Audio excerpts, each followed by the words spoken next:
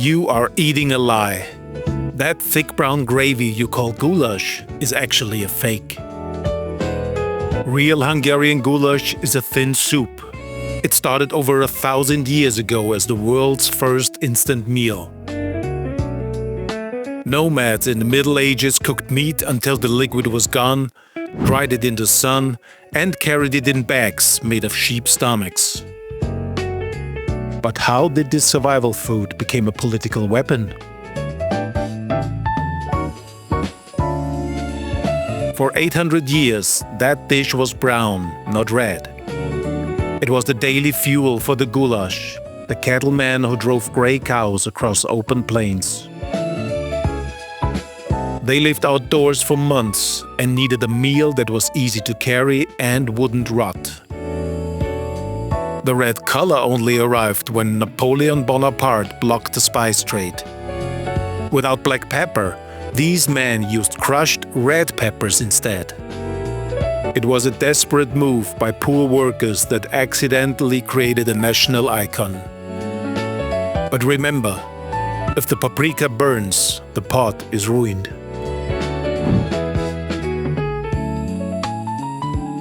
This isn't just a soup, it's a middle finger to an empire.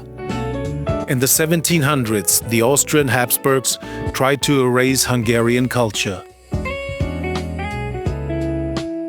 They forced people to speak German and eat fancy French sauces. But the Hungarian nobles fought back by putting this poor man's stew on their gold-plated tables. It was a silent rebellion. They took a simple dish from the cattleman and turned it into a national symbol to prove they weren't just another Austrian province. That rebellion eventually led to a discovery that changed science. In 1937, a Hungarian scientist was looking for a way to study vitamin C. He actually hated eating fresh peppers, so one night he took his wife's cooking peppers to his lab instead of eating them. He found they were packed with vitamins, more than a crate of lemons. He won the Nobel Prize because of a dinner choice. It's the only meal in history that is a national treasure and a medical milestone at the same time. The obsession today is huge. At the Szolnok Goulash Festival, they light over 800 pots at once. But when the recipe crossed the ocean, things got messy. In America, goulash suffered an identity crisis. People started throwing in macaroni, canned corn, and ground beef. To a traditionalist, this version is a culinary crime scene that would make a Hungarian grandmother faint.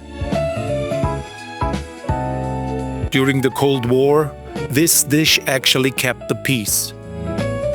While other Soviet countries had no food, Hungary had Goulash Communism. The government made a deal. If the people stopped protesting, the state would make sure there was always enough meat and onions for the pot. It was the only place in the Eastern Bloc where you could find a decent meal.